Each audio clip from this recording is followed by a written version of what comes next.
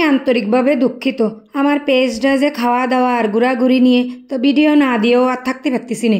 দেশের যে পরিবেশ পরিস্থিতি আমার ভিডিও দেওয়ার কোনো ইচ্ছে নেই, তারপরেও পেজটা ঠিক রাখার জন্য আমি একটু ভিডিও দিচ্ছি, বুঝছাও।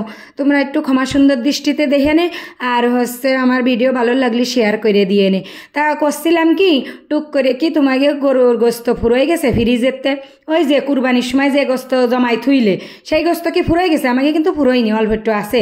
তা মেলা দিন হয়ে গেছে তো, তাই গন্ধ বার আছে, তাই লেবু দিয়ে ভালো এরে কসলাই কসলাই মাহাই তুলাম, ভালো এরে ধুয়ে নিলাম কিন্তু গোস্ত। তারপরে কড়াইয়ের কাছে আসে গাছিক কানেক শুকনো জাল দিছি, একটু দই নিয়ে জিরে আর ওই যে কি যেন কয় ওরে এলাচ লবঙ্গ, তারপরে এই সব মশলা, কি মশলা গুঁড়ার ডিমের নাম আমি জানি না, বুঝছাও। এই সব মশলা দিয়ে একসাথে একটু বাজে নিচ্ছি।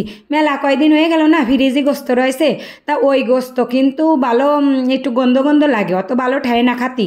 তা তোমরা এইরা মেরে গোস্ত রাইন্দে দেখবা, ফাইন কায়দার লাগবে। মেলা দিন হয়ে গেলে গোস্ত যে স্বাদ নষ্ট হয়ে যায়, এরম বাজা মশলা দিয়ে রানবা, সব মশলা এরম ভাজে নিবা, জয়ফল জয়ত্রী শুকনো জাল, তারপরে জিরে গরম মশলা আবার দই নিয়ে সব ভাইজে শিলে এরম বাইটে নিবা। আবার ব্লেন্ডারে গুঁড়ো এরে নিলেও নিতে পারো, কোনো ব্যাপার নেই। তা গুঁড়ো এরে নিয়ে তারপরে কি আর বাজান তো ওই যে মেলাক্ষণ মাহাই থইলাম না সেই গোস্তটা, ওই গোস্তটারে ভালো ডক করে ধুয়ে নিছি, নিয়ে কড়াইয়ের মধ্যে নিয়ে আইসি। আইনি ওর মধ্যে একটু রসুন বাটা, আবার এক খাবলা আদা বাটা, মানে একটু বেশি এরে দিতে হবে, মেলা দিনের গোস্ত তো একটু ময় মশলা বেশি না দিলে খাওয়া যাবে না। তাই একটু রসুন বাটা, একটু আদা বাটা আর এক খাবলা পেঁয়াজ দিলাম। তারপরে ওই ভাজা ওই যে মশলা, ওই মশলা 2 চামচ দিয়ে দিলাম, বেশি দেবো না। আগে বেশি দেবো না কি জানি, পরে দেবো, তাহলে গিরানটা ভালো মজবুত হবে।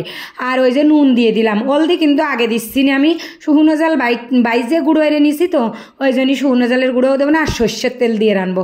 মেলা দিন ধরে মনে করছি সর্ষের তেল দিয়ে গোস্ত রান্ধে খাবো, তা ও আসছে না, তাই আজকের রান্ধে ফেলালাম। সেই শুকনো জালের গুঁড়ো মুড়ো সেই ভাজা মশলা দিয়ে সব কিছু ময় মশলা দিয়ে চুলোর পরে দিয়ে দিলাম, দিয়ে নাড়তি সারতি দেখো ভাজা ভাজা হয়ে যাচ্ছে। মনে হচ্ছে সর্ষের তেল দিয়ে রানলে কিন্তু এরম বুঝবুঝি ওঠে, মনে হয় যেন আচার বানাচ্ছে, এটা আচার গিরা নয়, কিন্তু আচার নয়, এ আলো গোস্ত, বুঝছাও। সেই সর্ষের তেলের গরুর গোস্ত ভাজা মশলার। এইবার দিলাম হলুদ, ওই মেলাক্ষণ কষাই মশাই একটু পানি দিয়েও কষাই নিছি, নিয়ে আর পরে হলদি দিয়ে দিলাম, দিয়ে এবার আলু তো দিছি, তা তো দেখতেই পারিসাও।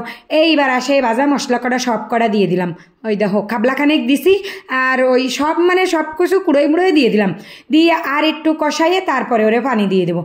এই যে দুনিয়াদারিতে যাও আসছে, আমার পেজটা তো ঘুরি ফিরি খাই দেয়, এখানে শুধু খাওয়ার ভিডিও চলে, তা খাওয়ার ভিডিও ছাড়া আমি আর কি দেবো কও? তাইতে বলে বাধ্য হয়ে দিলাম। এই 2-3 দিন ভিডিও দিইনি, মন মানসিকতা ভালো ছিল না, তাইতে বুঝলে। তা দুনিয়ার মানুষ হয়তো দুনিয়ার কথা কবে না যে মানুষ মরে যাচ্ছে আর তোমার কি খাওয়া দাওয়া সেতেছে, আসলে বউ তা না। কথা হচ্ছে আমার পেজটাই তো খাওয়া দাওয়ার পেজ, তা আমি এই ভিডিও না দিয়ে কি আর বোকাও? সে কথা কথি কিন্তু মশলা ভাজা মশলা দিয়ে কষাই নিয়ে তারপর জলের পানি দিয়ে এবার যে সময় জল কমিয়ে গেলে একটু ওই জিরে গুঁড়ো উপরে ছাড়াই দিয়ে তারপরে এই যে বাটিতে ঢেলে নিয়ে আসলাম, এই নিয়ে থালের নিলাম, থালের পরে নিয়ে তারপরে ওই যে খাওয়া শুরু করে দিলাম। এত ফাইন লাগেছে, মেলা দিন হয়ে গেলি সেই গোস্ত এর রাঁধতে দেখবা ফাইন লাগে। তোমরা আবার কয়ে না যে আজকে তোমার ভিডিও ভালো লাগতেছে না, আসলে মন মানসিকতা ভালো না, আর গলাও বসে গেছে, ওই জন্য ভিডিও অত জুত নেই।